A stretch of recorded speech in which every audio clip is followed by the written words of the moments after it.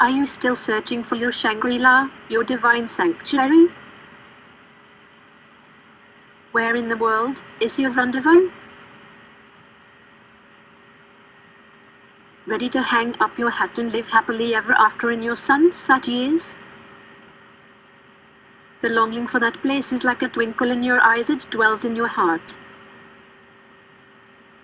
And speaking of matters of the heart, life is your timeline of events, some memorable, some not. Like the first time you were kissed by someone you love. Or the first time you made love to someone. When you gave away your daughter in marriage. Or looked for the first time in your newborn baby's eyes. Peered at the galaxies far, far away and wondered about your significance in the universe. Witnessed lava eruptions in Volcanoes National Park. Or gazed in wonderment at the northern lights.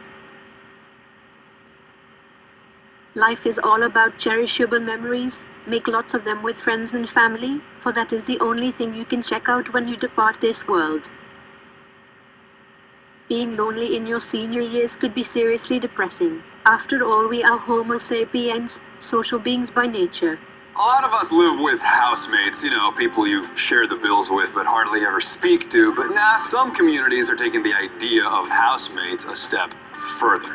Co-housing communities usually consist of 20 to 40 private homes and lots of shared spaces like big kitchens and dining rooms for group meals, laundry facilities as well, and outdoor gardens. And all residents have a role in planning, designing, and managing the community. Now, before you go yelling hippie, it's important to note that co-housing environments differ from communes in that there is no shared economy or common religion or set of beliefs, and residents own personal property. Now, the concept of co-housing is nothing new. It actually originated in Denmark in the 1960s and was introduced to North America by two American architects, Catherine McCament and Charles Durrett, who wrote Co-Housing, a Contemporary Approach to Housing Ourselves. Well, right now there are over 150 co-housing communities here in the United States, and if you want to learn more about them, go to cohousing.org.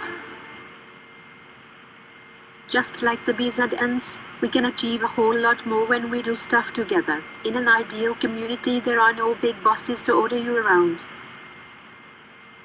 Cohousing is an intentional custom-designed community by the future residents. The personal spaces are minimized in order to maximize shared common amenities. The residents manage everything, yet the economy is not shared. The common vision can be achieved ideally through an integrated design process involving all relevant parties: the residents, designers, consulting engineers, developer, contractors, etc. from the inception, most likely after the schematic stage. The residents group makes all decisions via the consensus process, whether to use sweat equity or not, whether to hire your cousin or not. It is a harmonious process where no one is ignored. Your views and mine meld together to evolve into a fusion, acceptable to all of us. Would you settle being a part of a herd, taken care of in an almost institutionalized setting, even if it is claimed to be a luxurious timeshare? Or in an old-fashioned Indian guest house, almost like an extended stay motel, with optional meals and maid service?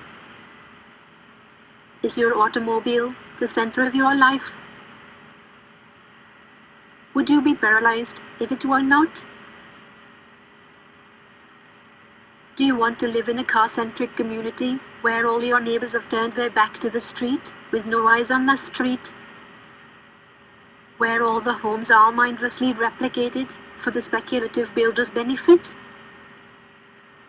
If your misguided all-American dream overpowers your desire to live in a village hamlet. If your white picket fence, your castle and your chariot, are more important for you than a homogeneous community. You are destined to live among anonymous neighbors.